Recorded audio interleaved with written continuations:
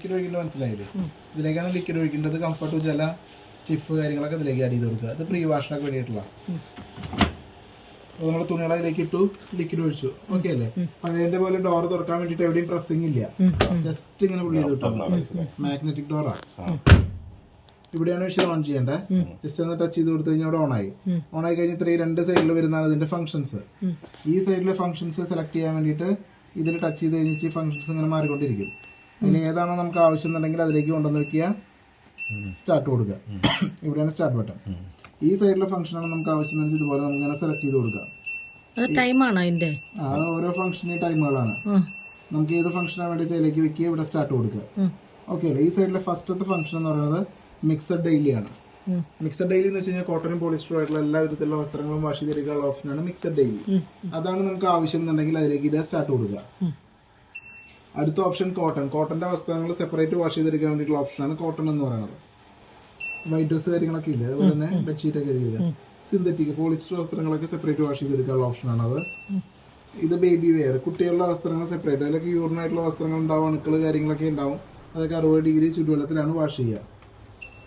Refresh, നമ്മൾ കുറച്ച് കാലമായിട്ട് യൂസ് ചെയ്യാതിരിക്കുന്ന വസ്ത്രങ്ങളൊക്കെ ഇല്ലേ, ബാഡ് സ്മെല്ല് കാര്യങ്ങളൊക്കെ വന്നിട്ടുള്ള റീഫ്രഷ് ചെയ്തെടുക്കാൻ വേണ്ടിയിട്ടുള്ള ഓപ്ഷനാണ് ഈ ഒരു ഓപ്ഷൻ എന്ന് പറയുന്നത്. ഈ സൈഡിലെന്ന് വെച്ചാൽ IFB, നമുക്ക് ആപ്പ് ഇൻസ്റ്റാൾ ചെയ്ത് വഴി ആപ്പ് വഴി പ്രോഗ്രാം ചെയ്യാൻ വേണ്ടിയിട്ടുള്ളതാണ്. അടുത്ത എക്സ്പ്രസ് 15, 15 മിനിറ്റിൻ്റെ ഉള്ളിൽ വാഷ് ചെയ്ത് ഒരു പിന്നെ ഉണക്കിയെടുക്കുന്ന ഓപ്ഷനാണ് എക്സ്പ്രസ് 15 എന്ന് പറയുന്നത്. ബൾക്കി ഹെവി ലോഡ് കാര്യങ്ങൾ, ബെഡിങ്ങുകൾ കാര്യങ്ങളൊക്കെ ഇല്ലേ, അതൊക്കെ വാഷ് ചെയ്തെടുക്കാൻ വേണ്ടിയിട്ടുള്ള ഓപ്ഷനാണ്. ക്രാഡിൽ വാഷ്, വളരെ മൃദുവായ വസ്ത്രങ്ങൾ, കല്ല് വെച്ച വസ്ത്രങ്ങളൊക്കെ ഇല്ലേ, അത് വാഷ് ചെയ്തെടുക്കാൻ വേണ്ടിയിട്ട്. എന്താ വെച്ചാൽ സ്പീഡിൽ തിരിയില്ല, ജസ്റ്റ് ഇങ്ങനെ ഒരു ഹാഫ് ഡേ മാത്രമേ ഉണ്ടാവുള്ളൂ. ഇത് സ്പിൻ ആൻഡ് ഡ്രൈ, നമ്മൾ പുറമേ കല്ലിൽ കഴുകിയിട്ടുള്ള വസ്ത്രങ്ങൾ ഉണക്കിയെടുക്കാൻ വേണ്ടിയിട്ടുള്ള ഓപ്ഷനാണ് സ്പിൻ ആൻഡ് ഡ്രൈ എന്ന് പറയുന്നത്. ഇത്രയാണ് ഇതിന്റെ ഓപ്ഷൻ വരിക. ഏതാണോ നമുക്ക് ആവശ്യം എന്നുണ്ടെങ്കിൽ അതിലേക്ക് ഇടുക, സ്റ്റാർട്ട് കൊടുക്കുക.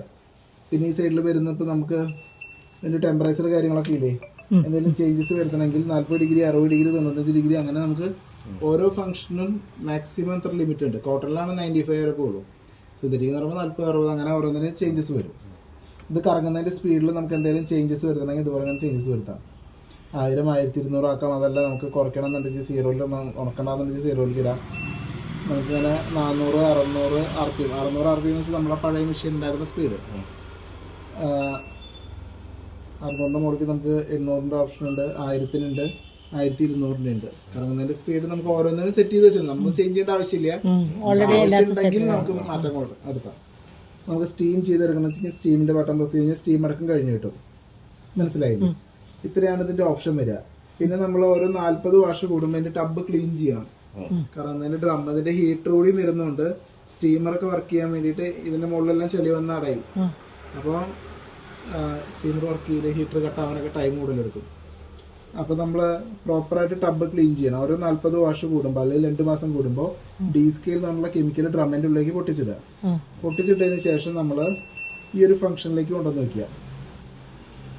സ്പിൻ ആൻഡ് ഡ്രൈ ഇല്ലേ, അതിലേക്ക് കൊണ്ടുവന്ന് വെച്ചതിന് ശേഷം ടെമ്പറേച്ചറിന്റെ ബട്ടൺ ഇങ്ങനെ പ്രസ് ചെയ്ത് പിടിക്കുക. അപ്പോൾ അവിടെ ഇങ്ങനെ ടപ്പ് ക്ലീൻ എഴുതി കാണിക്കും. എന്നിട്ട് സ്റ്റാർട്ട് കൊടുക്കുക. ഓരോ 40 വാഷ് കൂടുമ്പോൾ ചെയ്യണം. 40 വാഷ് അല്ലെങ്കിൽ 2 മാസത്തിൽ ഒരിക്കൽ ടബ് ക്ലീൻ ചെയ്യണം. എന്താ വെച്ചാൽ ഈ ഡ്രമ്മിന്റെ ഒക്കെ ബാക്കില് ചെറിയ കാര്യങ്ങളെല്ലാം വന്നിരിക്കും. അപ്പൊ അതിന്റെ ഹീറ്ററൊക്കെ അതിന്റെ അടിയിലായിരിക്കണം. ഹീറ്ററിന്റെ മുകളിലെല്ലാം വന്ന് പറ്റി പിടിച്ചിരിക്കും. പിന്നെ നമ്മൾ ശ്രദ്ധിക്കേണ്ടത് നമ്മൾ ഉപയോഗിക്കുന്ന വെള്ളം, നമ്മുടെ വെള്ളത്തിൽ ചെളി കരട് കാര്യങ്ങളുണ്ടെങ്കിൽ പ്രോപ്പറായിട്ട് ഫിൽട്രേഷൻ ചെയ്ത് തരണം. ഈ ചെളിയൊക്കെ ഡയറക്റ്റ് കയറി വരുമ്പോഴാണ് അതിന്റെ ഡ്രമ്മ് കാര്യങ്ങൾക്ക് ഇഷ്യൂസ് വരിക. ലാസ്റ്റ് ഉണങ്ങുന്ന സമയത്ത് പെടപെടാന്ന് അടിക്കുക കാര്യങ്ങളൊക്കെ വരിക. അങ്ങനെ ചെയ്യുമ്പോഴാണ്. ഇനി ഈ ചെളി കാര്യങ്ങളൊക്കെ ഡയറക്റ്റ് കയറി കഴിഞ്ഞാൽ പിന്നെയും വെള്ളത്തിന്റെ പ്രഷർ കുറയും. അപ്പൊ അങ്ങനെയുള്ള ഇത്രയാണ് ഇതിന്റെ ഓപ്ഷൻസ് വരിക. ഈ പറഞ്ഞു തന്നതിൽ എന്തെങ്കിലും ഡൗട്ട് ഉണ്ടോ? ഇല്ലല്ലോ. പിന്നെ അതിന്റെ താഴെ വരുന്നതാണ് അതിന്റെ ലിഡ്.